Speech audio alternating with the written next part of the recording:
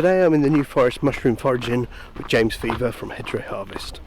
James Fever runs Hedgerow Harvest, a small business that takes groups on guided foraging days where he shares his knowledge of wild foods from the seashore to the hedgerow, including edible plants, fruit, mushrooms and truffles. Drying is one way of preserving your mushrooms. It's obviously peak time for mushrooms, in theory, being the autumn. And like when you've got, 101 courgettes in your garden, what the hell am I going to do with them all? Yeah. The answer is to preserve them. So one of the famous ones, the penny bun or sep, is good fresh, but dried it's, staggeringly good. Mild and mushroomy. If you use the book, it will get you to common yellow russula. So James has just identified edible mushrooms, so we're all on the hunt for that one. Oh, there's one.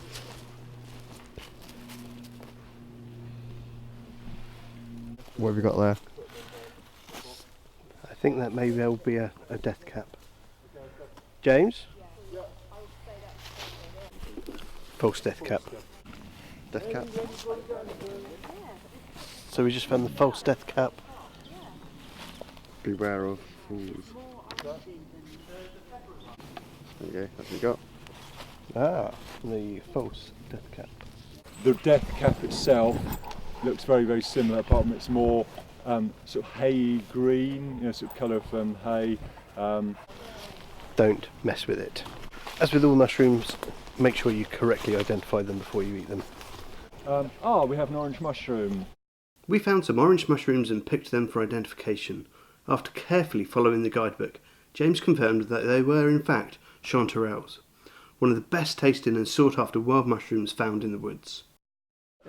So what we've learned about mushrooms is that the key to selecting the right ones is actually making sure you know exactly what it is and use the guides in the books and make sure you are 100% sure exactly what you're looking at, because otherwise you could die.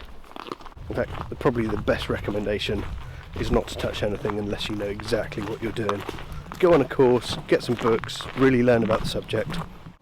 We found a few different types of edible mushroom and took them back to the car park so we could cook them.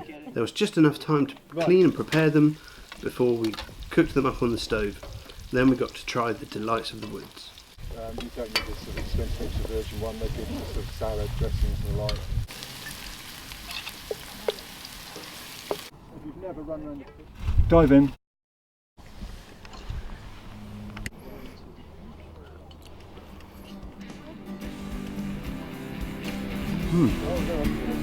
Quite the flavour of that one's amazing.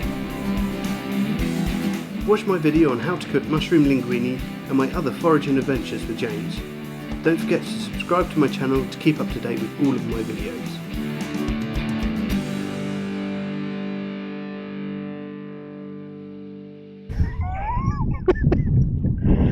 So when it finally does film, the crew are making a lot of noise.